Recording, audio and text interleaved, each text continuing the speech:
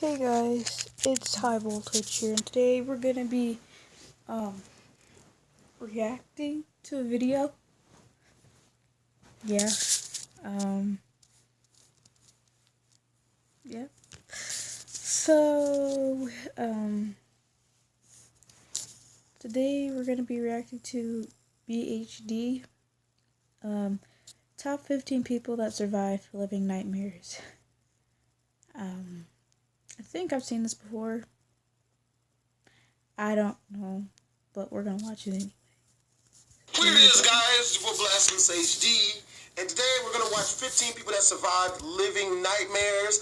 I love watching top 10, top 15, top 20, stuff like that. You know, I love gathering information in these types of ways. If you guys want to check out Danger Dolan, the link to his channel will be in the description down below. Lego. From inspirational stories of people who wouldn't let serious misfortune keep them down, to people that lived through an inferno of misery and barely made it out alive, we count 15 people that survived the living hell. Number 15. Kelly Mansell, a car, a boat crash, and severe burns. So Kelly had an unfortunate moment of weakness at the wheel of her car. She fell asleep and swerved straight into a horrible crash. While she was still trying to recover the shock and injury of a crash, she went to her family's lake house to relax, only to have the boat explode. The flames burned her severely, and she had to relearn to walk and had incurred a pretty serious case of PTSD. Damn! To go back to high school, her peers made fun of her pink skin and lack of eyebrows. But this didn't bring her down. Instead of hiding in her home and letting life pass her by, she achieved an amazing level of fitness and is now a fitness instructor who loves life. Number 14. Damn! Rory Sullivan, 7 lightning strikes. That's right, there's a man out there that has survived 7 separate cases of lightning strikes. What the fuck? I mean, how on earth could you convince yourself to go outside ever again? Yet this man still works outdoors in the Shenandoah National Park as a maintenance worker. Nope. This guy isn't that bright, or he has balls so big and dense they might as well be element number 119 on the periodic table. This isn't the end of his Sullivanian balls. He's also fought off 22 different bears, one of which he had to fight off right after one of his lightning strikes. Number 13. Michalina Lewandowska, burned alive. So you remember that awesome scene in Kill Bill Volume 2 where the bride survived being shot and buried alive, but only escaped because she had all that training in Korea? Well, this woman survived the real version of that, and she is awesome. Her psychopath husband decided to tase, bind the gag, put her in a box, and then bury her. She got out without any goddamn help or martial arts training. She cut the binding with a wedding ring because she had the willpower of 1,000 sons. Obviously. To save her child. Number 12. Rachel Shardlow, box jellyfish sting. So the box jellyfish is the world's most venomous creature, and a 10-year-old survived what had previously been considered a 100% lethal dosage. These things kill with potassium, not the banana kind, the kind that's generally used in lethal injection, and will stop anyone's heart with a high enough dose. Anyone, that is, except for Rachel. Unfortunately, she has scarring and a bit of short-term memory loss. Damn! Take in the fact that she essentially survived an execution. She's not only well off, but an amazing example of humanity. Damn! Ken Henderson, stranded at sea for over 30 hours. After Ken and Ed Cohen's boat started to sink, they strapped their life jackets together and treaded water in the sea for what must have seemed an eternity. But there was a problem. Ed started to hallucinate and had trouble staying upright, and Ken had to make a choice. He had to cut the strap between them and embark on the long and nigh impossible task of finding his friend some help. While Ken found a boat and saved his own life, he couldn't save his friends. This guy had to make an incredibly tough choice that unfortunately didn't pay off, but hats to him for surviving such an ordeal.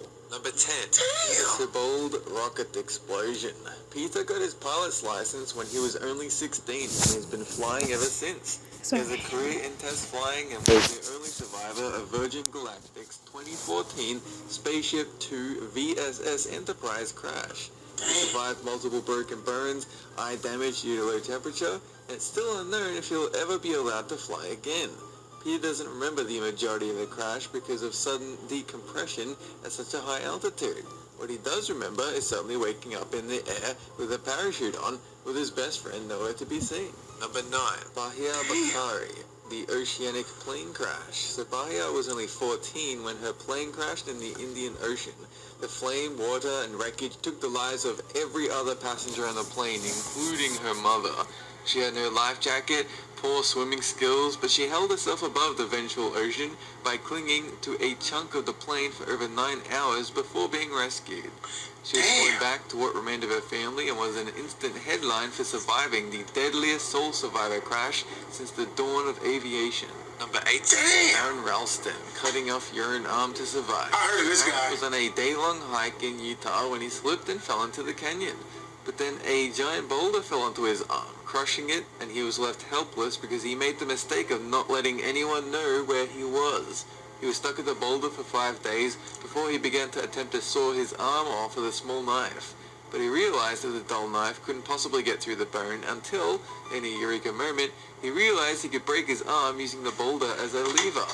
Aaron left the canyon and was elated because he had already resigned himself to death.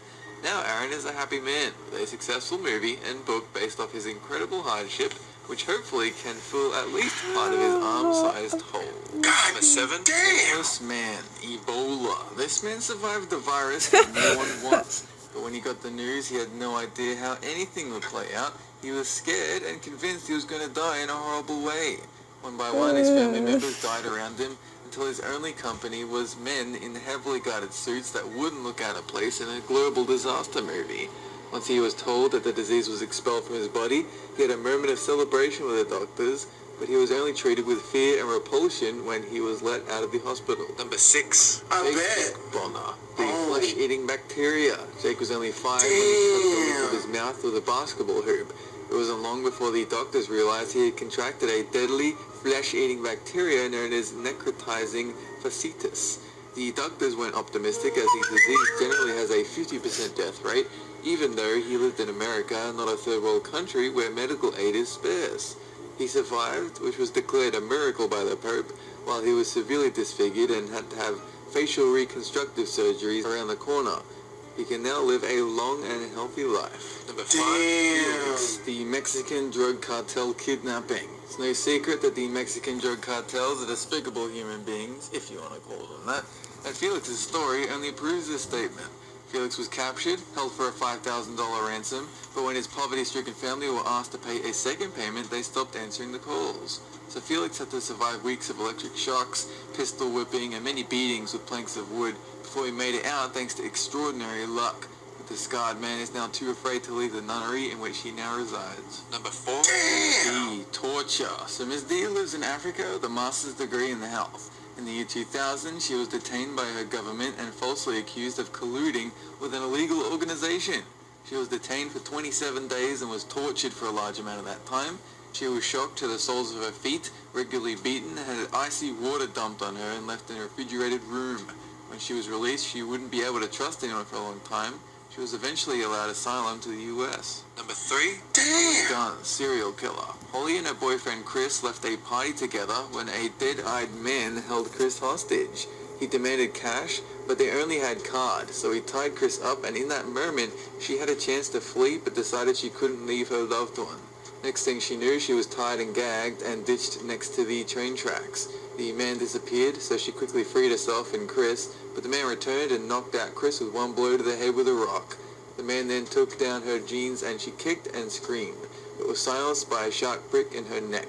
She then fell unconscious, woke up, and dragged herself to the hospital where she learned that Chris was dead. Number 2, Alicia Kozakiewicz. Rape and torture. When Alicia was 13, she was tricked into believing she was talking to someone her own age.